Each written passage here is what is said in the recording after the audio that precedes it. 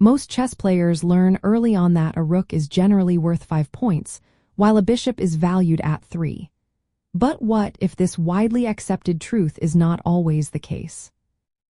While a rook typically outranks a bishop in power and strategic value, there are specific situations in chess where a bishop can indeed be more valuable than a rook. These scenarios often revolve around the structure of the game, the activity of the pieces, and the overall strategic context. The core reason for this reversal lies in the board's structure, particularly the presence of closed positions with many pawns blocking files. Rooks thrive on open files and ranks, where their long range can control vast swathes of the board and target weaknesses.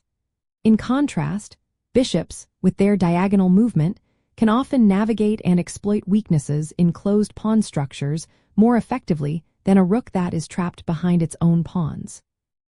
A bishop might control crucial squares, support a pawn break, or influence both sides of the board with greater ease than a rook that has no open lines for activity. To identify these situations, you should first analyze the pawn structure. Look for blocked pawn chains, especially in the center, which can severely limit a rook's influence. Next, assess the mobility of each piece. An active bishop, controlling important diagonals and aiming at enemy weak points, will often be far more effective than a passive, boxed-in rook.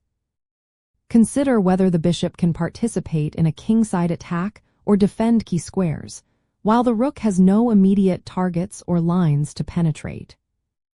This concept underscores the importance of dynamic piece valuation, moving beyond simple numerical point counts to understand the actual effectiveness of a piece in a given position.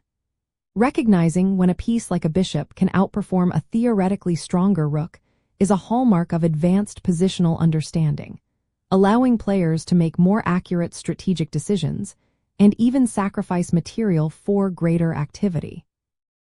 Ultimately, understanding that piece value is not static but rather fluid and dependent on the board's dynamics is crucial for strategic mastery.